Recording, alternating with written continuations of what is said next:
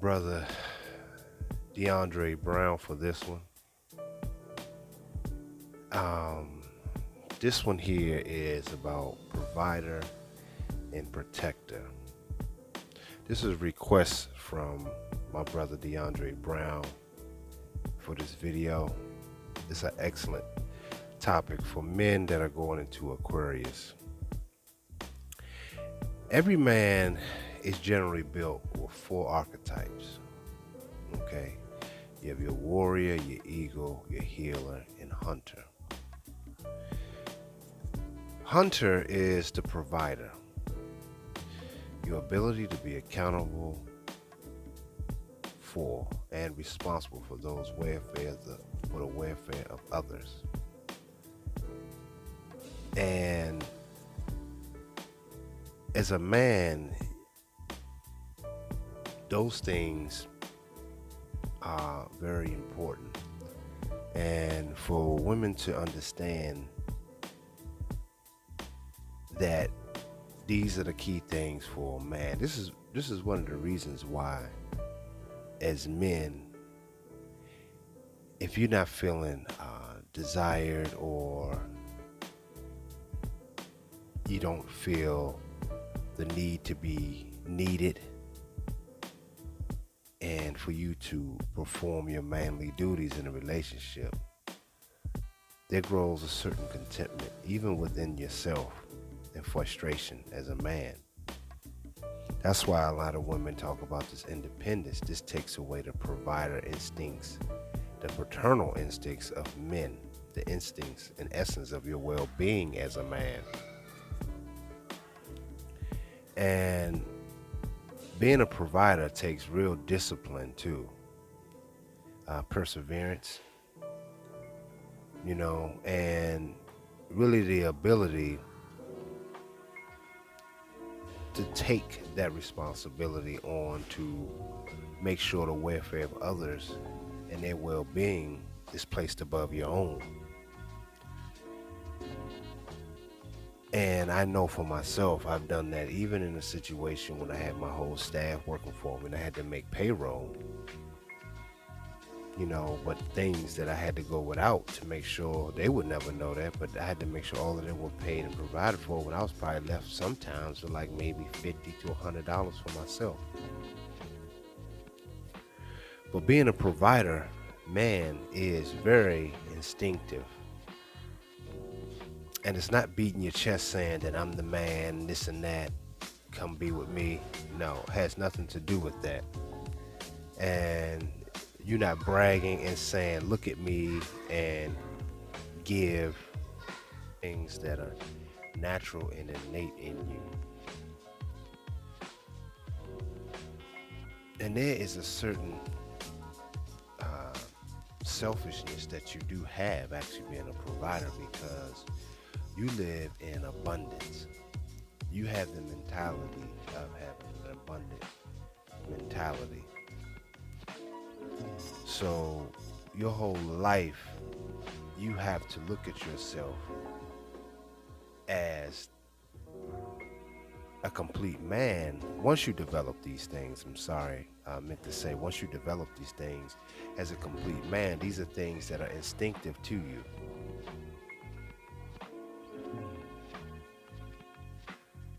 Your warrior, your eagle, your healer, and hunter. Your hunter falls under the provider, and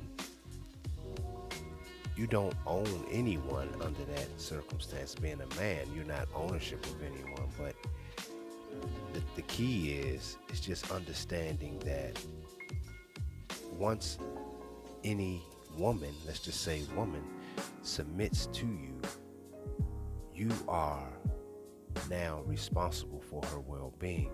And from that, if you build a family, the same thing trickles on as a provider. So the importance of being a provider is understanding that you have to really start living in a mentality of abundance, having an abundance mindset, and starting to gain more resources too, because you have to secure resources and knowing where to go to get certain things done that you may need. That's why I say it's take a certain level of discipline as well, because you have to know where certain items or certain things you may need to get certain things done, not just something just physical, but just even something you may need to know to do something. So they take a certain level of discipline and like I said, selfishness to know what can help you and increase your abundance as a man. And even have a certain level of being a predatory instincts. So mastering that and disciplining yourself in those areas, you have to become that man, not only for anyone that's in your life, but for yourself. So being a provider for yourself is even key. You got to know how to move in life to make the decisions you need to make to get to the next level. Okay, so you are responsible to obtain. Okay, so you have to have things to obtain and know where to get things to obtain as a man. So I really want you men to start understanding what a provider is and having that paternal instinct and start exercising that essence of being a man. Because a lot of that is lacked from your mother, because most women say they're providers, but women just maintain what's the status quo is. Provider is even going further than that, taking a step above when things look like it's limited to you, when they're not limited to you. That's why I said you have to practice a certain level of perseverance, discipline, and being a predator to some degree, largely, to get what you need. Because the provider man, a true essence of him, thinks in abundance, so everything becomes a resource to you. So understanding those traits and attributes of a man. Okay, so provider, that is the provider man. And as a black man, these are the traits you must inherit. Well, the protector. See, this one here, the traits of the protector, okay, is rigid, it's also paternal and aggressive. You're very protective, okay, those are your traits. And being a protector has the ability to confront any obstacles in life and to handle them. A lot of men, and also the ability to defend those that can't, the behalf of those that cannot defend themselves. So that's part of your protector archetype as well. And, let me speak on the traits of that. Like I said, very protective. So you're protecting those around you instinctively. When you see those that can't really protect themselves or are in need, a lot of that has been gone from us because there was no need. A lot of the need for black males has been diminished. But your instincts wants to protect. But the thing is, you have to understand, you have to be in a position to protect those that seemingly are in the favor of serving you or are in alliance with you. Sometimes you don't know that. In certain situations, if you see a child is at harm, your instincts is to help the child. This is why the benefits of being a man is so greater. And you have to understand that as a man, you're valuable just being the man, and despite of. Now, a lot of that, like I said, instincts were beat out of us, but your instincts also in those moments makes you so valuable because you're willing to put your life on the line for sometimes for complete strangers. I've been in situations where I was in a store and I seen this guy, good friend of mine, black guy, small guy, Ethiopian guy, and some big white dude, like an MMA fighter, was a little drunk. I think he was anyway, but he wanted to fight and throwing candy at the guy and yelling at my friend that worked at the store. And I was right there seeing that, and I stood in, and this guy was bigger than I am. I'm not a small dude, but he was bigger than me. I'm 6'1", 240. So this guy was a lot bigger than I am, like some Russian type dude. But I stepped to him. I said, man, you don't do no shit like that, man. I said, don't do that, man. Respect that, man. You don't do that. Don't do that. Stop doing that dumb shit. Don't do that no more. Then the white dude kind of looked at me in utter shock because, first of all, it's rare that you just see us as black men really step up for each other in that sense, that don't know each other. So, that right there, I put myself on the line because I don't know what could happen. I didn't have no weapons on me, but I put my life on the line for somebody. But that was instinctive. You understand what I'm saying? So we have to know how to channel that, and especially when you're defending women that really have contentment towards you and really don't have the love that you may need to feel when you come home. So the protector in you want to protect, but we're constantly in a constant battle with our own and loved ones. So that can become a bit tough, fighting that.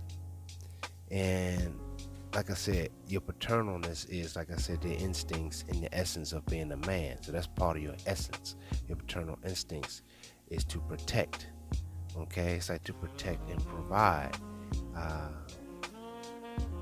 So those are some of the things, and your aggressiveness, being aggressive. So also protect and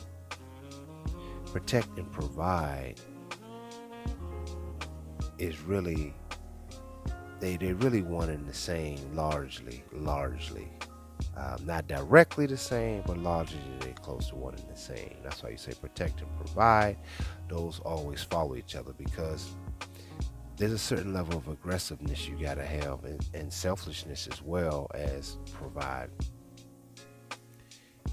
Because you have to know when you're laying it all on the line for someone you've been providing for their well-being, you're willing to even put your life on the line to protect that, to protect your lineage, protect your wife, protect your children, protect your grandmother, protect your father, protect your mother. You understand? So there's a certain level of this act, being a protector, that it's an art form of engagement as well. Just having a capacity to confront certain things, obstructions in life, just creating a code with yourself. You got to move. Men have to move with a code. See, when you start developing these instincts as black men, you got to start developing a code of conduct and how you go about what things you would do, what things you will not do. Shout out to my brother, Dr. Neely Fuller, for talking about having a code. But as men, we have to start developing that code. And being a protector is one of the first codes that as a man that you have to develop instinctively. But you're going to have to cultivate it with a code and boundaries that you will not cross, your own. So first line of protection is yourself. So you're going to have to start knowing how to protect yourself. See, that's where the simp comes from, the term. Even some of the simp, you're running out here caping, they said, protecting someone that will actually kill you. I've seen countless videos, especially as black men, we run out caping for white women that will call the police, has a history of lying on you and have you killed. So those are the people you do not protect. You have to protect your own self-interest. That's why I say it has a certain level of selfishness as well. You got to start protecting yourself, black men, and the decisions that you make. You got to start being a little bit more rigid about the things that you're going about in life. So first and foremost, you protect yourself. You know, so understanding with that, you're protecting yourself from threats, physical and civil, and legal, and psychology, the psychology your own sight. Okay, I had like a little tongue twisted in, but you got to protect your mind, man. You know, that's the psychological effect of protecting yourself is really key. So the things that you would do for yourself, you want what's best for your loved ones, but first you got to start doing it for you. Okay, so that would translate over to your loved ones, and if they don't choose to have your protection, you must let them go. That's part of protecting your psychological self. You don't want to get confused because, like I said, not being needed in this day and age as a man, that fucks with your mind, the psychology of it, because we in our nature is to protect. Okay, so these are some of the things that you're going to have to do. And like I said, from civil, you got to learn your whereabouts and what are you protecting yourself from. And physical, start knowing some type of art to protect yourself. You don't have to be Bruce Lee or Mike Tyson, no. But knowing certain things that can protect you, knowing certain weapons that can protect you. I'm not a big advocate of guns per se, but if you're going to have one or own one, learn how to use that motherfucker. You know, but learning those things. And legal, same thing as well. Knowing what works in the courtroom, knowing certain things to protect you from any harm. So, you know, get your attorney, a good attorney. So start protecting yourself legally. Remember, man, this is your life we're talking about. This is for your life. So when you protect, you putting it all on the line for your life.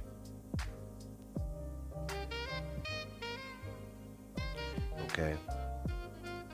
That's the pay off, is your life. So you don't owe anybody shit. And remember that. You don't owe nobody nothing. You don't overprotect them. If they want to leave, you let them go. You know, if they don't want to listen, you let them go. Allow karma to happen in their own lives, man.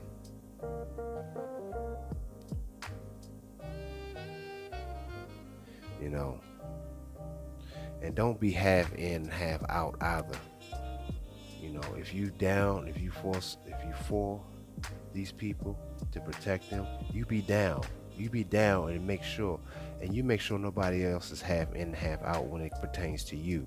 You have to treat yourself the same way as a protector of self that you would do for somebody else. And if they deny that, you have to let them walk out of your life. You cannot make nobody follow you. You allow them to leave.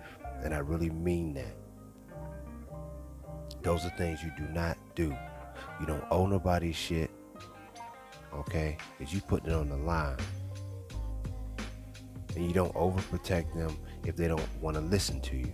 You allow the karma in their life to happen. I mean that sincerely, man. And you don't protect nobody if they half in and half out either. You do not. They have to be committed to your leadership as a protector warrior. That's what you are. And you can't make nobody follow you and just allow them to leave. Just if they don't follow you, allow them to leave. So I wanted to leave you guys with that. If you enjoy the content, make sure you like, share, and you subscribe. Again, this is Dr. E. Harlan Scott signing out. Peace.